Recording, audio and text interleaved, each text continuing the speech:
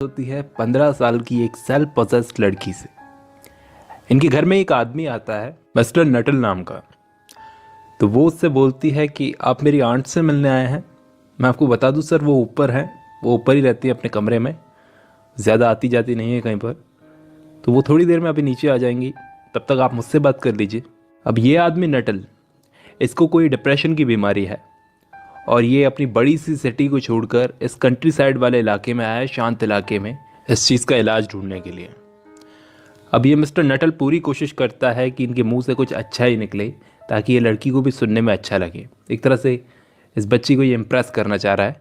अब उस लड़की से बात करता करता ये अपनी बीमारी के बारे में सोचने लग जाता है कि क्या इसकी बीमारी ठीक हो भी पाएगी या नहीं। अब यहाँ ऐसे इलाके में आने से पहले मेरी बहन ने मुझे पहले ही बोल दिया था कि मुझे पता है वहाँ का माहौल कैसा होगा। वहाँ जाकर तुम अकेले अकेले रहोगे, किसी से बात नहीं करोगे, जिससे तुम्हारे नर्व्स और ज़्यादा ख़राब हो जाएंगे। मैं सिर्फ तुम्हारी इतनी हेल्प कर सकती हूँ कि जितने भी लोगों को मैं वहाँ पर जानती हूँ उन सब के नाम के लेटर्स और इंट्रोडक्शन तुम्हें दे देती हूँ। मैं वहाँ पर कुछ लोगों को जानती हूँ जो बहुत ही अच्छे हैं। तो अब ये अपनी सिस्टर के बताए हुए लोगों में से, उन्हीं में से एक लेडी मिसेस सैपल्टन से मिलने आया है यहाँ पर, जिसकी भांजी 15 साल की इससे बात कर रही है इस वक्त। और यहाँ पर बैठा बैठा ये अंदाजे लगा रहा है, सोच रहा है कि किस टाइप की लेडी होगी। काफ़ी देर तक इन लोगों में, मिस्टर नटल और इस 15 साल की लड़की में, कोई भी बात नहीं हुई, बहुत शांति थी। आफ्टर अ लॉन्ग साइलेंस वो लड़की खुद इस साइलेंस को तोड़ती है और बोलती है कि आप यहाँ आसपास किसी को जानते हैं? नहीं, वो बोला, मेरी बहन लगभग 4 साल पहले यहाँ पर रहकर गई थी। जिनको वो जानती है यहाँ पर, उनके इंट्रोडक्शन लेटर्स उसने मुझे दिए हैं। तो वो लड़की बोलती है, फिर तो मुश्किल है, आपको शायद मेरी आंट की लाइफ के बारे में कुछ पता नहीं होगा। हाँ, वैसे मुझे सिर्फ इनका नाम और एड्रेस ही पता है। और वो सोच रहा है कि ये लेडी किस टाइप की होंगी। तो वो लड़की उसे बताती है कि 3 साल पहले मेरी आंट के साथ एक ट्रेजेडी हुई थी उनकी लाइफ में। शायद आपकी बहन यहाँ पर रहने आई थी, उस टाइम की बात है। ट्रेजेडी? कैसी ट्रेजेडी?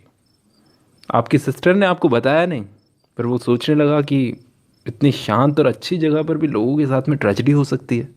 स्ट्रेंज। तो वो बोली, आपने एक बात पर ध्यान दिया? वो सामने इशारा करके बोलती है, हमने अक्टूबर के इस सीज़न में भी अपने घर की खिड़की क्यों खुली रखी है, हमारी विंडो क्यों खुली हुई है? वो विंडो की तरफ इशारा करके उसको बता रही है। तो बोला, हाँ अजीब तो है, लेकिन इस खिड़की का उस ट्रेजेडी से क्या लेना देना? तो वो बोली, उसकी आवाज़ में एक दर्द था, कि आज ही के दिन से 3 साल पहले इस खिड़की से मेरी आंट के हस्बैंड और उनके 2 छोटे भाई शिकार पर गए थे। बड़ा अजीब शौक था उनका, खिड़की से ही जाते थे, खिड़की से ही आते थे।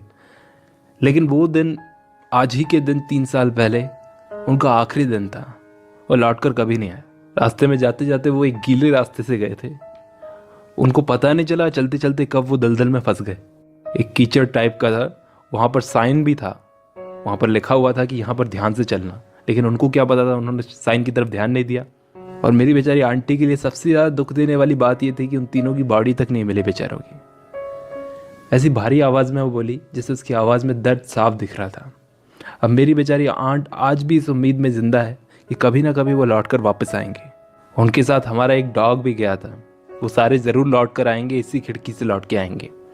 इस उम्मीद में ज़िंदा है मेरी आंट, और इसलिए वो खुद सुबह से लेकर शाम तक इस खिड़की को खुला रखती है। और वो बेचारी न जाने कितनी बार मुझे बता चुकी है कि एक वाइट वाटरप्रूफ कोट लेकर के गए थे उनके हस्बैंड और उनका भाई रोनी, जो गाना गा के उनको चढ़ाता था क्योंकि वो इरिटेट जल्दी हो जाती थी। आपको सच बताऊं तो कभी कभी उनको खुद ऐसी फीलिंग्स आती है कि वो सामने से खुद चल कर आ रहे हैं। मतलब ये सब उनके डिप्रेशन की वजह से हुआ है, और डिप्रेशन इंसान के लिए बहुत बुरा है। लोगों को वो चीज़ दिखने लगती है जो चीज़ होती नहीं है असलियत में। अब ये सब बातें इनके बीच में हो ही रही थी, तभी आंट आ जाती है कमरे में अचानक और माफ़ी मांगती है कि देरी के लिए मैं आपसे माफ़ी चाहती हूँ, मैंने आपको इंतज़ार करवाया। आई होप वेरा ने आपको बोर नहीं किया होगा अपनी बातों से। अच्छा, तो इस लड़की का नाम वेरा है? नहीं, ये तो बड़ी इंटरेस्टिंग बातें कर रही थी। तो मिसेस सैपल्टन बोलती हैं कि आई होप आपको इस खुली खिड़की से कोई तकलीफ़ नहीं होगी। दरअसल मेरे हस्बैंड और उनके भाई शिकार पर गए हैं, तो लौट कर आने वाले हैं।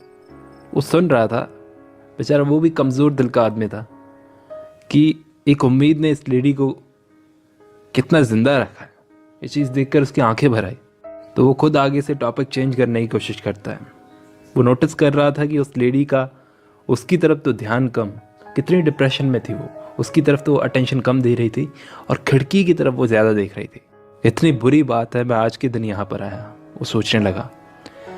अब वो उस लेडी के माइंड को डाइवर्ट करने के लिए खुद ही बात निकालता है कि मेरी तबीयत ठीक नहीं है, डॉक्टर्स ने मुझे रेस्ट के लिए बोला है, मैं किसी भी टाइप का मेंटल एक्साइटमेंट को अवॉइड करता रहता हूँ, डॉक्टर्स ने मुझे बोला है, या फिर कोई भी वायलेंट चीज़ को अवॉइड करता रहता हूँ।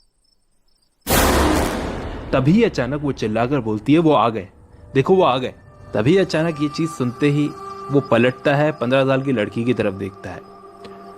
वो लड़की की आंखों में खौफ, वो खौफ देखकर वो पलट कर खिड़की की तरफ देखता है तो वो सीन देखकर किसी का भी दिल दहल जाए। अंधेरे में 3 इंसानों की परछाइयां चलती हुई इस घर की तरफ आ रही थी। उनके हाथों में बंदूकें थी।